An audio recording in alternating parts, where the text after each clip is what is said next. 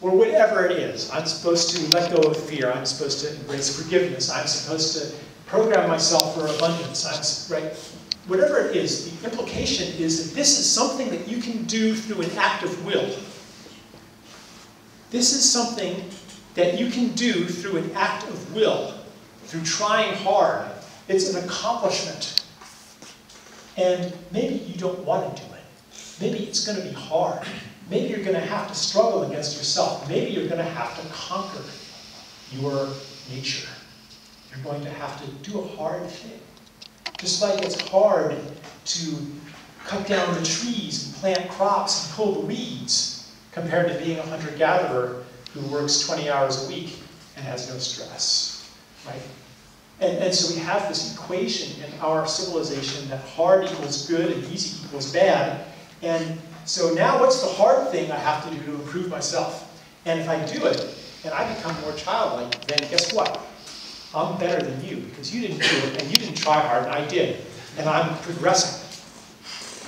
So I've become very wary, and I'm not saying, like at the same time, the teachings of the virtues of being childlike are beautiful teachings, okay? So I'm just picking up on this it's kind of more of a meta-criticism of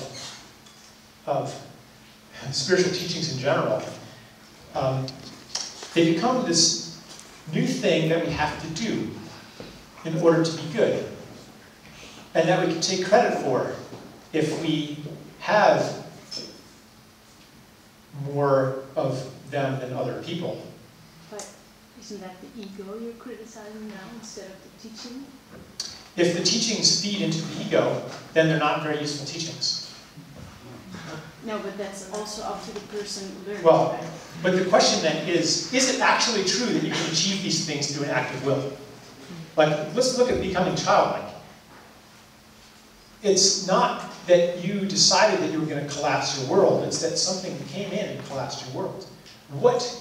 And so I look, so for example, I live more than most Americans in a gift economy. Okay, like usually I don't charge for my talks, right? Like no one paid my airfare here. I'm not getting speaker's fee, but there's going to be donations, you know, and probably things will work out and whatever, right? So why? And I have a lot of trust now that I didn't have before. Why is that? Is it because I meditated a lot and worked really hard to conquer my programming and conquer my fear? No, actually, it's because I tried to be a big shot self-promoting author and it didn't work. And my life fell apart. And I had experiences that showed me a different way. Experiences that opened me up. Experiences that made it easier for me to surrender and more natural for me to surrender. It wasn't that I surrendered. It was that I was surrendered by the world. Like someone might say, practice generosity. Well, how do you do that? How do you make yourself be generous? Like, how do you practice, so does that mean, okay, so here's this beggar, and I'm going to give him 10 euros, and I really don't want to do it, but I'm supposed to be practicing generosity, so I'm here, and walking away feeling like, that's not generosity. But have you ever witnessed or received generosity that just makes you, puts you in that state, and you want to be generous too? Last year in America, there was a secret Santa Claus who went around to Kmart's, which are the store where poor people shop. And they go there to buy presents for their kids, and they can't afford to pay, so they put it on layaway, which means you pay $5, $10 every time you come, you know, and they keep it for you, and eventually you get it, okay?